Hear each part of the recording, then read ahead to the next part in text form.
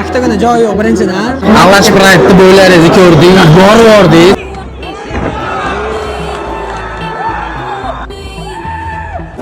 Qachon endi Manguda sizni ko'ramiz? Xudo xolasa, keyingisiga inshaalloh. Bu o'zlarining ustozlarining ligasi bo'lgandan keyin menimcha sizlar bu ligada постоянно jang qilishlaring kerak.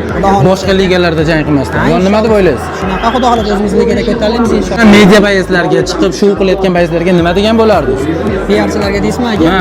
Aka ularga Oktagona joyi yo'q birinchidan. Mehnat qilib kelib turgan odamlar urushgani yaxshi deb o'ylayman. Chunki respublika chempionatlari bor, viloyat bor, jahon chempionati bor, borib urishish kerak. Nimani yutishni bilish kerak.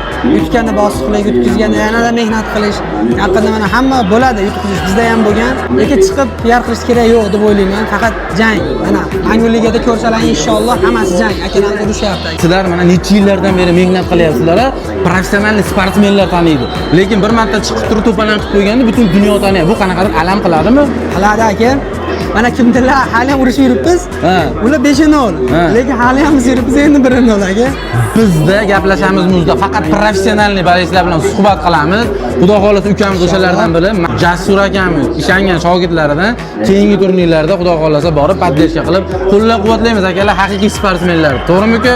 Ishlaringizga omad, biz sizni kuzatamiz. Tan joni sog' bo'lsin. Patskopkasda akangga. O'zbekiston